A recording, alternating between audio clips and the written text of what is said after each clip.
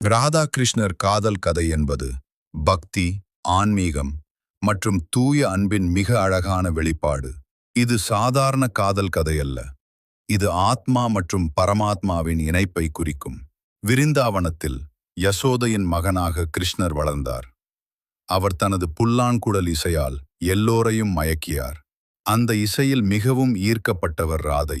ராதா கிருஷ்ணரின் மீது அளவற்ற அன்பு கொண்டவர். கிருஷ்ணர் புல்லாங்குழல் வாசிக்கும் ஒவ்வொரு நேரமும் ராதா அவரை தேடி செல்வார்.